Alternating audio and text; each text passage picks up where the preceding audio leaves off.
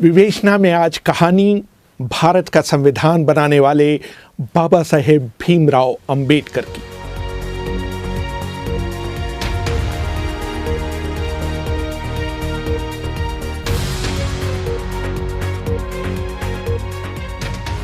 अभिवादन स्वीकार करिए रेहान फजल का। दिलचस्प बात यह है कि भारत की दो महान शख्सियतों भीमराव अंबेडकर और महात्मा गांधी के बीच कभी नहीं बनी। दोनों महान व्यक्तियों के बीच कई मुलाकातें हुई, लेकिन वो अपने मतभेदों को कभी नहीं पाट पाए। आज़ादी से 2 दशक पहले अंबेडकर ने अपने आप को अपने अनुयायियों के साथ स्वतंत्रता आंदोलन से अलग थलग कर लिया था। अछूतों के प्रति गांधी के अनुराग और उनकी तरफ से बोलने के उनके दावे को अंबेडकर एक जोड़ तोड़ की रणनीति मानते थे।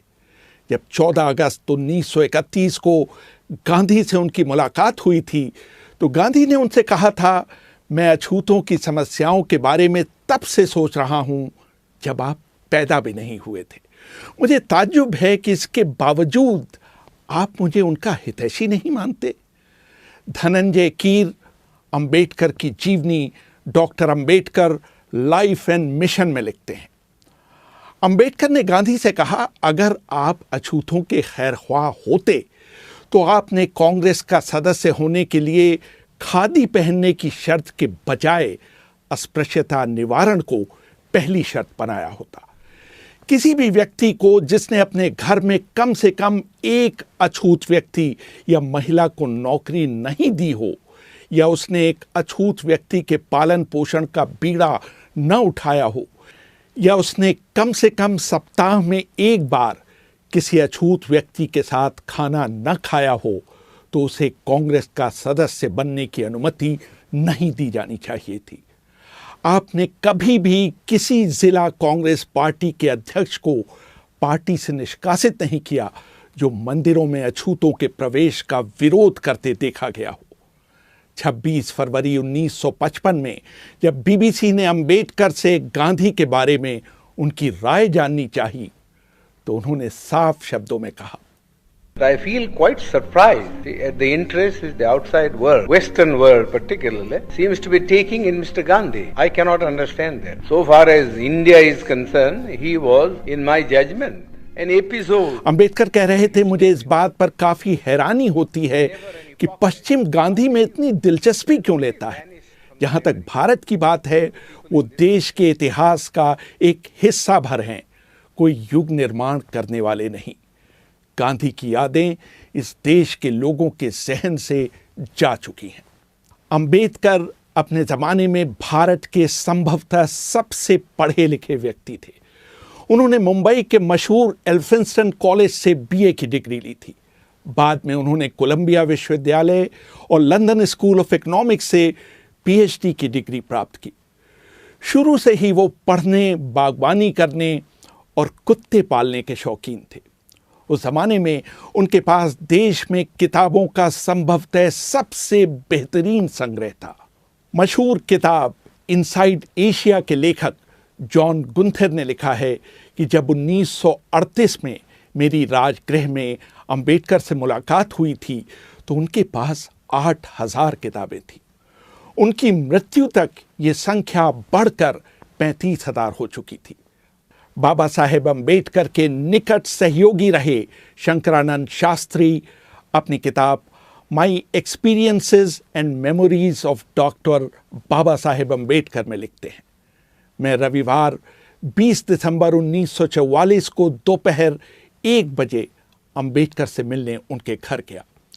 उन्होंने मुझे अपने साथ जामा मस्जिद इलाके में चलने के लिए कहा।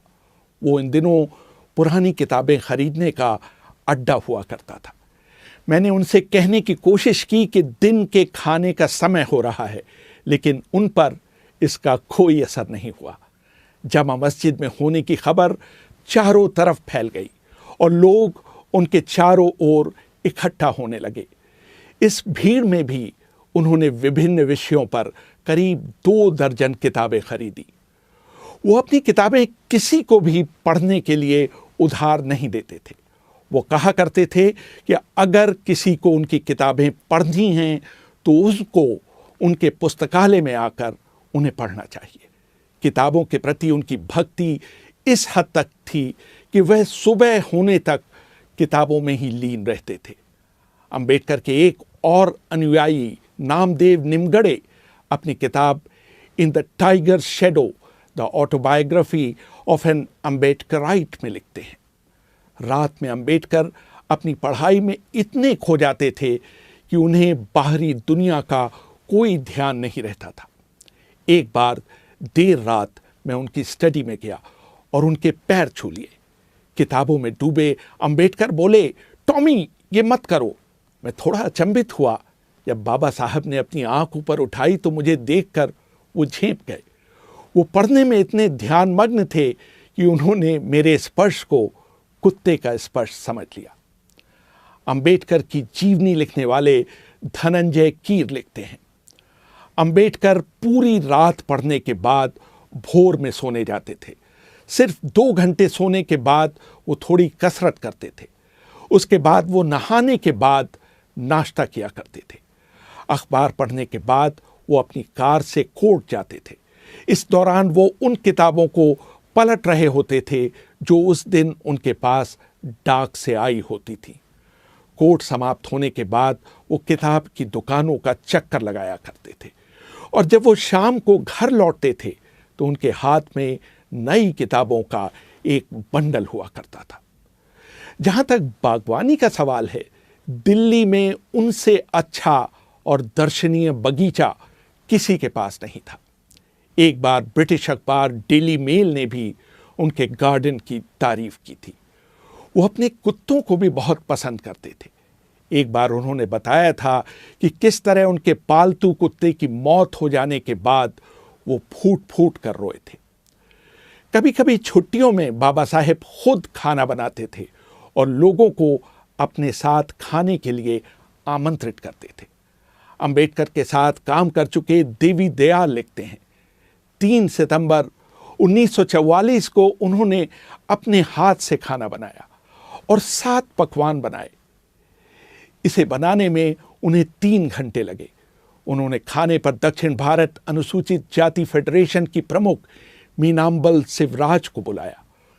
वो ये सुनकर दंग रह गईं कि भारत की एग्जीक्यूटिव काउंसिल के लेबर सदस्य ने उनके लिए अपने हाथों से खाना बनाया है। बाबा साहेब को मूली और सरसों का साग पकाने का बहुत शौक था। अंबेडकर को न तो नशे की किसी चीज का शौक था और न ही वो धूम्रपान किया करते थे। एक बार जब उन्हें खांसी हो रही थी तो मैंने उन्हें पान खाने का सुझाव दिया। उन्होंने मेरे अनुरोध पर पान खाया जरूर, लेकिन अगले ही सेकंड उसे ये कहते हुए थूक दिया कि यह बहुत कड़वा है। वो बहुत साधारण खाना खाते थे जिसमें बाजरे की एक छोटी रोटी, थोड़ा चावल, दही और मछली के 3 टुकड़े हुआ करते थे। घर पर सुदामा को अंबेडकर के काम में मदद के लिए रखा गया था। एक दिन सुदामा जब देर रात फिल्म देखकर लौटे तो उन्होंने सोचा कि उनके घर के अंदर घुसने से बाबा साहेब के काम में विघ्न पड़ेगा, जो कि उस समय पढ़ने में तल्लीन थे। वो दरवाजे के बाहर ही जमीन पर सो गए। आधी रात के बाद जब अंबेडकर ताज़ी हवा लेने बाहर निकले तो उन्होंने दरवाजे के बाहर सुदामा को सोते हुए पाया। वो बिना आवाज किए अंदर चले गए। जब अगले दिन सुबह सुदामा की नींद खुली तो उन्होंने पाया कि बाबा साहेब ने उनके ऊपर अपना ओवरकोट डाल दिया है। 31 मार्च 1950 को मशहूर उद्योगपति घनश्याम दास बिड़ला के बड़े भाई जुगल किशोर बिड़ला अंबेडकर से मिलने उनके निवास स्थान पर आए। कुछ दिनों पहले बाबा साहेब ने मद्रास में पेरियार की उपस्थिति में हजारों लोगों के सामने भगवद गीता की आलोचना की थी। बाबा साहेब के सहयोगी रहे शंकरानंद शास्त्री अपनी किताब my experiences and memories of doctor Babasaheb Ambedkar में लिखते हैं। बिड़ला ने उनसे सवाल किया कि आपने गीता की आलोचना क्यों की, जो कि हिंदुओं की सबसे बड़ी धार्मिक किताब है। उनको इसकी आलोचना करने के बजाय हिंदू धर्म को मजबूत करना चाहिए था। जहां तक छुआछूत को दूर करने की बात है तो वो इसके लिए 10 लाख रुपए देने के लिए तैयार है। इसका जवाब देते हुए अंबेडकर ने कहा था, मैं अपने आप को किसी को बेचने के लिए नहीं पैदा हुआ हूं।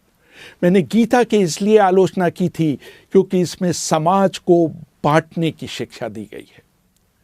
बाबा साहेब मौज मस्ती के लिए कभी बाहर नहीं जाते थे। उनके सहयोगी रहे देवी दयाल लिखते हैं, हालांकि वो जिमखाना क्लब के सदस्य थे, लेकिन वो शायद ही वहां गए हों। जब भी वो कार से अपने घर लौटते थे तो वो सीधे अपने पढ़ने की मेज पर जाते थे। उनके पास अपने कपड़े बदलने का भी समय नहीं रहता था। एक बार वो एक film a tale of two cities देखने गए।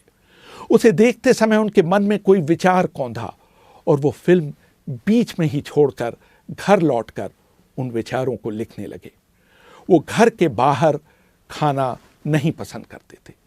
जब भी कोई उन्हें बाहर खाने पर ले जाना चाहता था तो उनका जवाब होता था, अगर तुम्हें मुझे दावत ही देनी है तो मेरे लिए घर पर खाना ले आओ। मैं घर से बाहर जाने वाला नहीं। बाहर जाने, वापस आने और व्यर्थ की बातों में मेरे कम से कम 1 घंटा बर्बाद होगा। इस समय का इस्तेमाल मैं कुछ बेहतर काम के लिए करना चाहूँगा। अपने जीवन के अंतिम पड़ाव में बाबा साहेब ने वायलिन सीखना शुरू किया था। उनके सचिव रहे नानक चंद रत्तू अपनी किताब last few years of doctor Ambedkar में लिखते हैं, एक दिन मैंने उनके बंद कमरे में चुपके से झांक कर एक अद्भुत नज़ारा देखा था। बाबा साहेब दुनिया की चिंताओं से दूर अपने आप में मग्न कुर्सी पर बैठे वायलिन बजा रहे थे। मैंने जब ये बात घर में काम करने वाले लोगों को बताई तो सब ने बारी बारी से जाकर वो अद्भुत दृश्य देखा और आनंदित हुए। रेहान फजल, BBC दिल्ली।